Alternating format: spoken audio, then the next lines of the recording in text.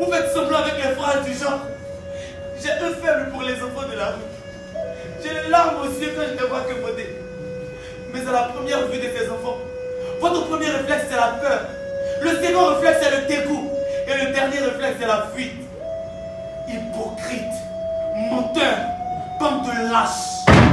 Hypocrite, menteur, bande de lâches. Combien de fois allons-nous essayer de nous faire comprendre? Combien de fois devons-nous pleurer pour que vous intéressez à nos histoires? Combien de fois devons-nous crier pour que vous sachiez que nous souffrons?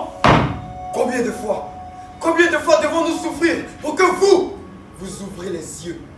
C'en est trop.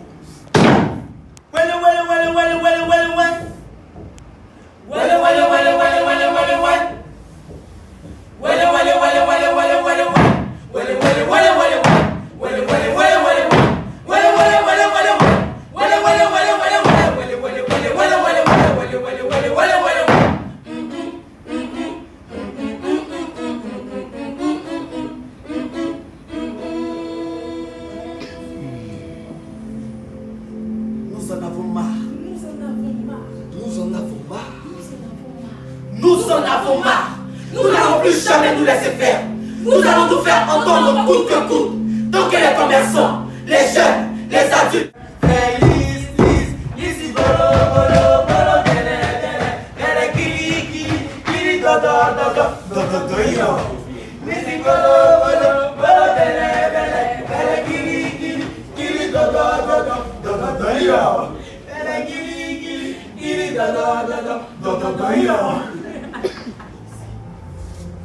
Une balle perdue, un mur qui s'écroule, un serpent, une bande de voyous, la tornade et bien d'autres choses non prévisibles peuvent nous surprendre alors que nous dormons sur nos lauriers.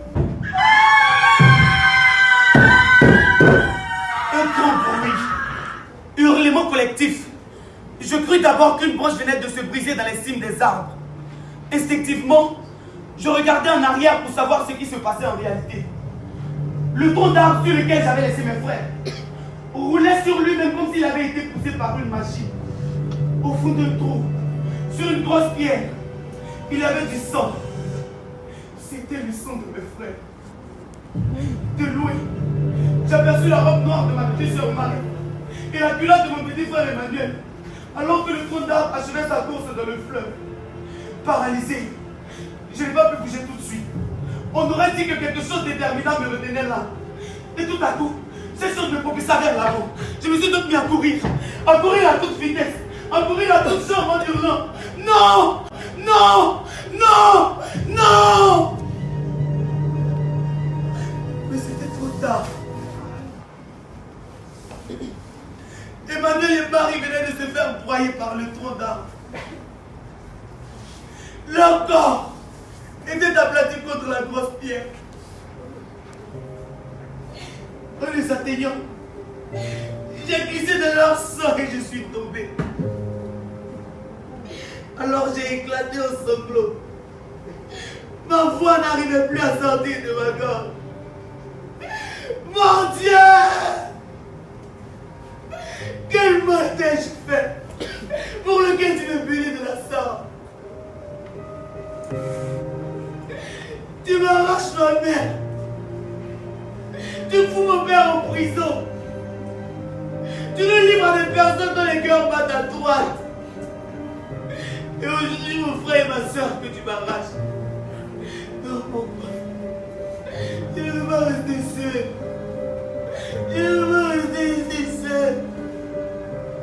Papa, maman, Marie. Papa, maman, Marie. Marie, papa, maman, maman, maman. Les prétendus bienfaiteurs m'ont arraché à ma mère folle dans l'intention de s'occuper de moi.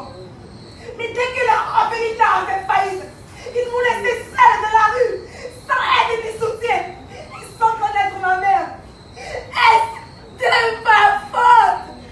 Est-ce de sa faute? Non. Ce n'est pas de notre faute.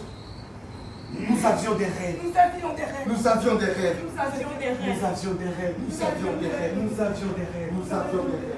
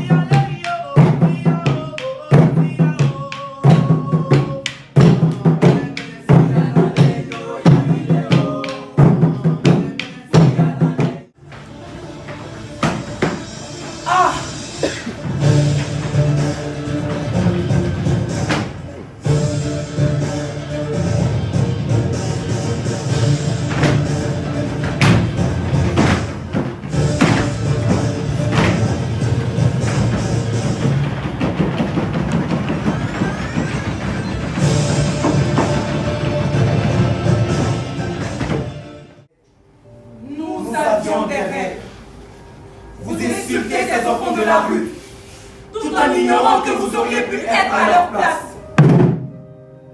Vous traitez ces enfants de la rue de mendiants, sans même prendre la peine de les étudier et connaître leurs histoires. Vous accusez à tort ces enfants de la rue, tout en ignorant qu'ils sont livrés à eux-mêmes, sans soutien et sans défense. Vous traitez ces enfants de la rue de délinquants, de voleurs, de microbes, sans même essayer d'imaginer un seul instant les réalités qu'ils vivent.